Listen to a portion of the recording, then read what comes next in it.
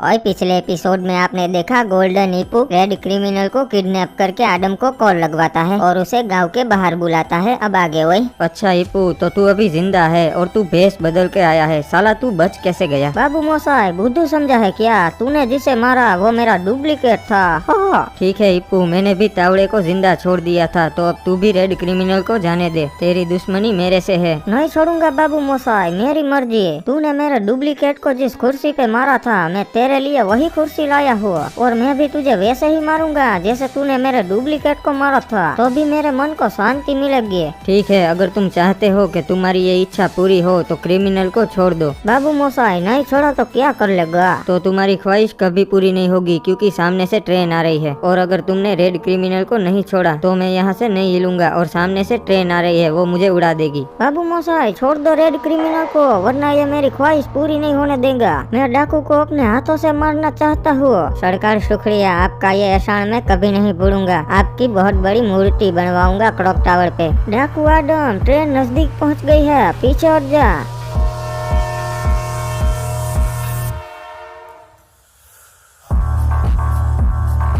बाबू मोसाई ये डाकू आडम तो चकमा देकर भाग गया। पक्का ये ट्रेन में सड़ गया है। मुझे जल्दी से ट्रेन का पीछा करना पड़ेगा। इंस्पेक्टर को क्या लगा ट्रेन मुझे उड़ा देगी? गलत। आडम डाकू ट्रेन उड़ाता है, ट्रेन आडम डाकू को नहीं। जैसे ही ट्रेन मेरे नजदीक आई, मैं 2 कदम पीछे हटकर चलती हुई ट्रेन पर चढ़ गया और वहाँ से भाग निकला। अरे डीजीपी सर, इंस्पेक्टर ईपू हाथ धो के आडम डाकू के पीछे पड़ा है और गलत तरीके अपना रहा है आडम डाकू का गेम बजाने के। रे रुक पांडे, अभी इंस्पेक्टर गोल्डन ईपू को बताता सू।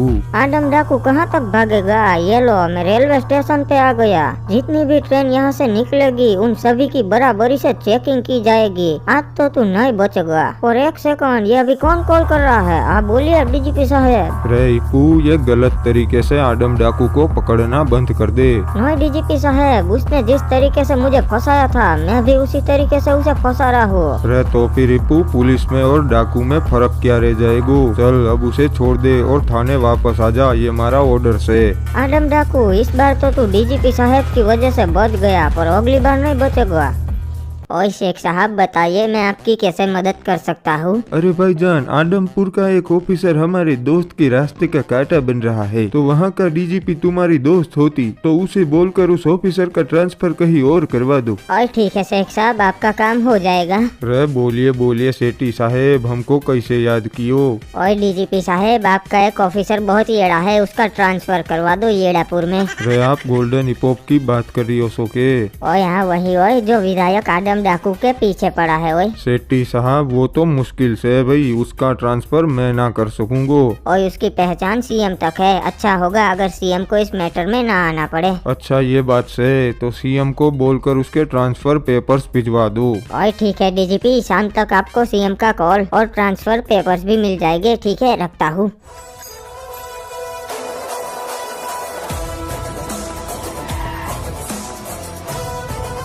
हाँ बोलिए डीजीपी साहब, क्या काम है? रेपू, बुरी खबर से थारो ट्रांसफर हो गयो से येड़ापुर में, और तुझे कल से वहाँ ड्यूटी ज्वाइन करनी से। नहीं डीजीपी साहब, मैं नौकरी छोड़ दूंगा, पर यहाँ से आडम डाकू के मारे बिना तो कहीं नहीं जाऊंगा। रेपू, ऊपर से प्रेशर से भाई, तो तुझे जल्दी करना पड़ेगा। ठीक है डीजीपी साहब, तो अब मैं उसके साथ साम दाम दंड भेद करूंगा। इसका मतलब अब उसके पास ना रहने को घर होगा, ना उसके कोई दोस्त होंगे और ना ही पैसा होगा। वो बिल्कुल ही अकेला पड़ जाएगा। ठीक है साहब, तो फिर शुरुआत कहाँ से करनी है? डीजीपी साहब, मैं सबसे पहले उसके काले धंधे बंद करवा दूंगा। आप मुझे इजाजत दीजिए वहाँ रेड पाड़ने की। ठीक से ईपू, परमिशन ग्रांटेड।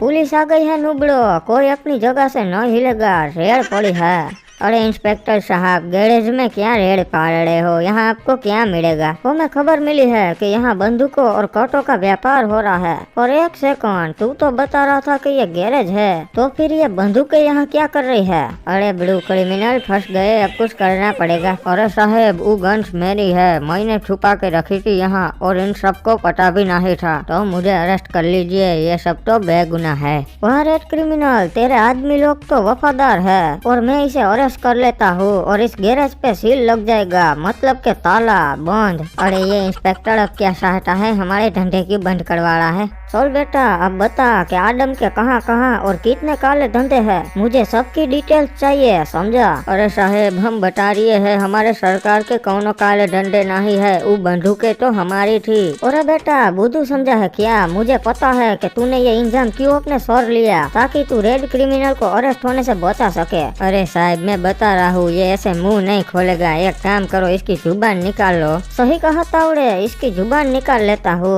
अरे साहेब ऐसा मत करो, मैं बता रहा हूँ हमारे सरकार के कोनो काले धंधे नहीं है। अच्छा काले धंधे नहीं तो सफेद धंधे तो हो गए ना। अरे सफेद काले कोनो धंधे नहीं, सिर्फ एक टॉयलेट का बिजनेस ही है और वहाँ तो सिर्फ टॉयलेट बनते हैं, आप चाहे तो वहाँ जाकर देख सकते हो। अरे साहब तो अब धंधा बंद कैसे कराएंगे, टॉयलेट बेचना तो लीगल है वो। नहीं तावड़े मेरे पास एक प्लान है, तू एक काम कर, रंगा को बोल के वो नकली नोट आदम की कमोड की फैक्ट्री में रखवा दे। ठीक है साहब अभी उसको बोल देता हूँ।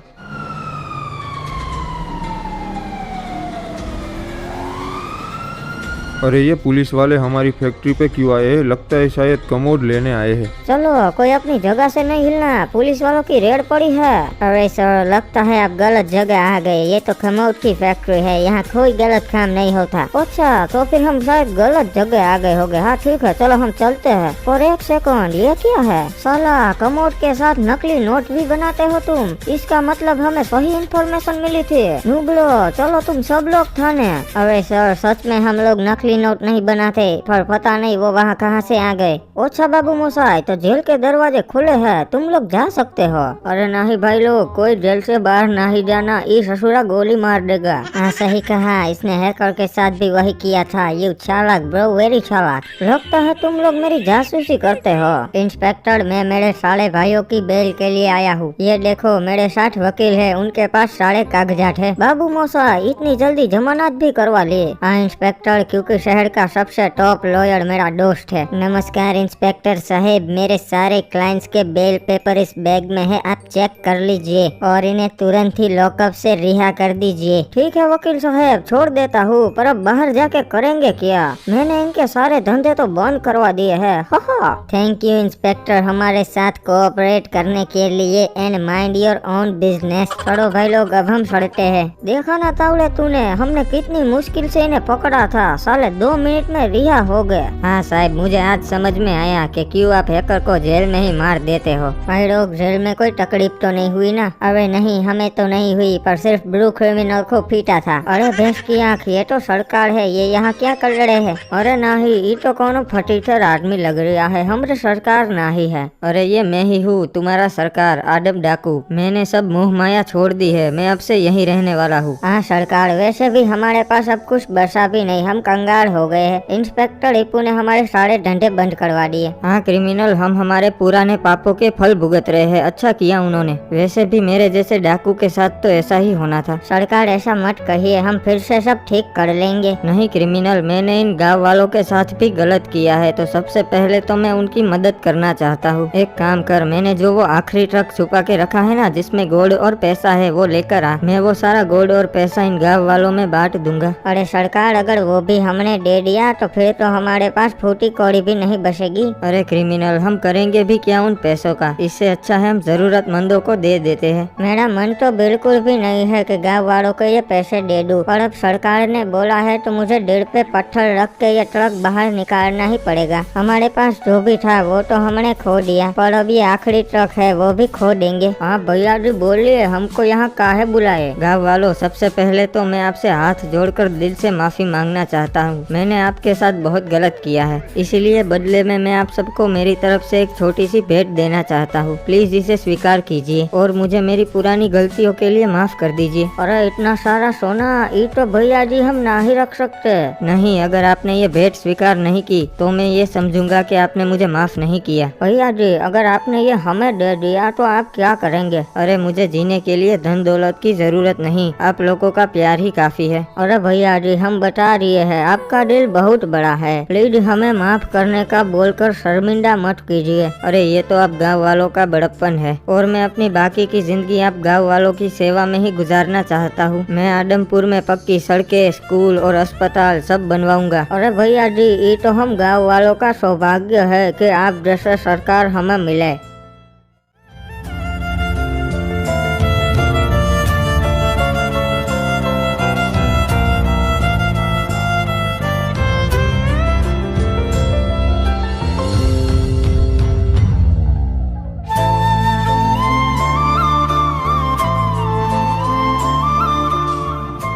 अरे साहब, खबर मिली है कि आडम डाकू आडमपुर में वापस आ गया है।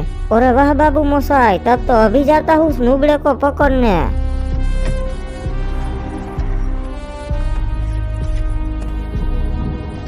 चल आडम डाकू, चुपचाप मेरी गाड़ी में बैठ जा और चल मेरे साथ थाने। साले बंदूकों और कट्टों का व्यापार करता है गैरेज के नाम पे। हाँ साहेब, सही कहा, मैं बहुत बुरा आदमी हूँ। चलिए मुझे थाने ले चलिए। नहीं इंस्पेक्टर, रुक जाइए, आप ऐसा नहीं कर सकते। नहीं इंस्पेक्टर, हमारे सरकार को छोड़ दीजिए, आप मुझे ले चलिए थाने। गाँव वालों, प्यार से बोल रहा हूँ, हट जाओ वरना मजबूरन मुझे तुम पर गोली चलानी पड़ेगी। साहेब, इन गाँव वालों को कुछ मत करना, इससे अच्छा आप मुझे गोली मार दीजिए, आपका केस यहीं खत्म हो जाएगा, क्योंकि मैं इसी लायक हूँ। नहीं इंस्पेक्टर साहेब, अगर आपको हमारे सरकार तक पहुँचना है तो पहले आपको हम सबको मारना पड़ेगा। और पर गाँव वालों, ये सब मैं आपके लिए तो कर रहा हूँ। अगर डाकू नहीं होगा तो आप सब लोग चैन से रह पाओगे। आपको मैं इस आदम डाकू के जुल्म से आजादी तो कराना चाहता हूँ। अरे साहेब, आप इस भले आदमी को जुल्मी बोल रहे हो? क्या कुछ नहीं किया इन्होंने हमारे लिए। इन्होंने अपनी बसी खुशी दौलत भी हम गांव वालों पे लुटा दी। अरे साहेब, ये गांव वाले तो बहुत भोले हैं, मैंने पहले इन पे बहुत जुल्म किए हैं, इसकी सजा तो मुझे मिलनी ही चाहिए। हाँ, वैसे भी मैं डाकू को मारे बिना कोई नहीं जाने वाला हूँ। अरे सर, अगर हमारे सरकार नहीं रहे तो फिर मैं स्कूल भी नहीं जाऊंगा। नहीं छोटे, मैं रहूँ या ना रहूँ, स्कूल तो तुझे जाना ही पड़ेगा। बाबू मोसाई, मेरा काम हो गया। मैं इंसान मारना नहीं चाहता, मैं उनके अंदर की बुराई मारना चाहता हूँ। और तेरे अंदर का डाकू तो पहले से ही मर चुका है, मैं मरे हुए को नहीं मारता। ये गांव वाले जो पहले तुझसे नफरत करते थे और आज वो तेरी ढाल बन के खड़े हैं, इससे ये पता लगता है कि तू कितना अच्छा आदमी है। चल आडम, अब मैं चलता हूँ, तुझसे मिलकर बहुत अच्छा लगा। मेरा ट्रांसफर येड़ापुर में हो गया है। और एक बात अपने भेजे में घुसा लेना, कल को गाँव वालों ने बोला कि आडम जुल्म कर रहा है तो साले मैं फिर से आडमपुर में आऊंगा तेरा बैंड बजाने। रे वाह, अच्छी बात से आडम सुधर गयो। तो चलीपू, अब तू येड़ापुर जा, वहाँ तारी जरूरत से। गांव वालों, तुमको क्या लगा कि मैं सुधर गया? गलत। वंस अ डाकू ऑलवेज अ डाकू। चलो अब मुझे मेरा पैसा और सोना सब वापस करो, बाप का माल समझा है क्या? अरे भैया जी, अगर वापस ही लेना था फिर दिया ही क्यों? अरे वो हमारा ब्लैक मनी था, पुलिस वाले उसे भी ले जाते, इसलिए वो पैसा हमने तुम लोगों में बांट दिया ताकि पुलिस वाले तुमसे वापस ना ले पाए। हाँ, और सुनो शेमड़े लोग, अगर इंस्पेक्टर हिप्पू को तुमने ये बात बताई तो बता रहा हूँ वो तुम्हारा आखिरी दिन होगा। अरे नहीं भैया जी, कभी नहीं बताएंगे, और ले लो सारे पैसे वापस। हाँ, वो तो ले ही देंगे ना, हमारी सालों की मेहनत हम यूं ही वेस्ट थोड़ी कर देंगे।